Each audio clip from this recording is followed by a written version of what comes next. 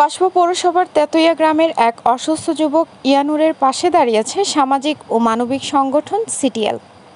মানবিকতার উজ্জ্বল দৃষ্টান্ত স্থাপন করে সংগঠনটি তার চিকিৎসার জন্য নগদ অর্থ সহায়তা প্রদান করেছে। জানাচ্ছেন আকলিমা রশিদ ডালি, ক্যামেরায় ছিলেন তানফির আলম ডালি। কসবা টিভির ডেস্ক রিপোর্ট। কসবা টিভি, হৃদয়ে বাংলা। সোমবার বিকেলে কসবা তেতুইয়া গ্রামে সিটিএল-এর উদ্যোগে আয়োজিত এক অনাড়ম্বর অনুষ্ঠানে অসুস্থ ইয়ানুরের হাতে চিকিৎসা সহায়তা বাবদ নগদ অর্থ তুলে দেওয়া হয়। অনুষ্ঠানের সভাপতিত্ব করেন সিটিএল-এর সভাপতি আশফাকুল হোসেন এলমান।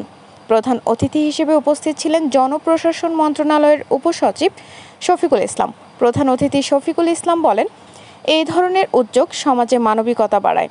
আমরা সবাই যদি এগিয়ে আসি তবে কেউই পিছিয়ে থাকবে না।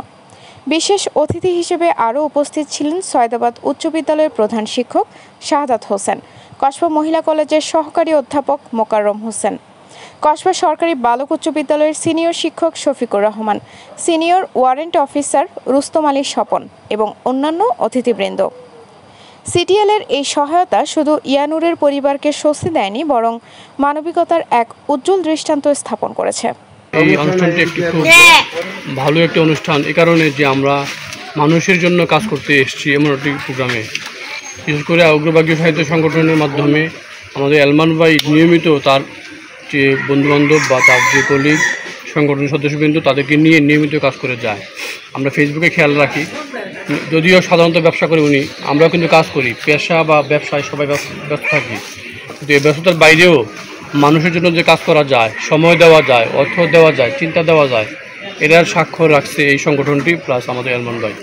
আমরা যে টাকাটা সংগ্রহ করেছিলাম, যে আমরা এক তরুণের সবসময় বলে থাকি, ওই তরুণরা তাদের কষ্টের টাকা এবং অনেক পরিশ্রমের টাকা অন্ধ হাতে অগ্রভাগী সাহিত্য সংগঠনের ব্যানারে দান করে থাকেন। সেই দানের একটি অংশ আমরা উপহার হিসাবে এই অসহায়, সে মনে হয় মানে প্রতিবন্ধী না, সে আসলে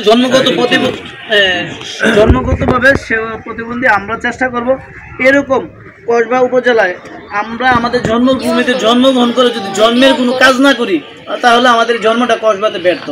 আমি যাদের পয়সা আছে আমি সবাইকে বলবো, আমরা এক অগ্রভাগী সাহিত্য সংগ্রহের পক্ষে পুরোটা করা সম্ভব না। আপনারা যে যে জায়গায় এরকম অসহায় এবং প্রতিবন্ধী ব্যক্তি বা কারোর টিউবওয়েল নাই, তার ঘর নাই, যে কোনো ব্যাপারে আপনারা সহযোগিতা করবেন।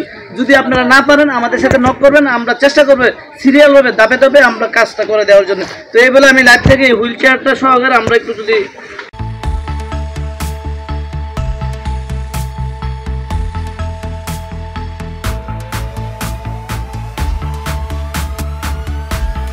কসবা টিভির সংবাদের সাথে থাকার জন্য ধন্যবাদ জানাচ্ছি। পরবর্তী সংবাদ পেতে আমাদের চ্যানেলটি সাবস্ক্রাইব করে রাখুন।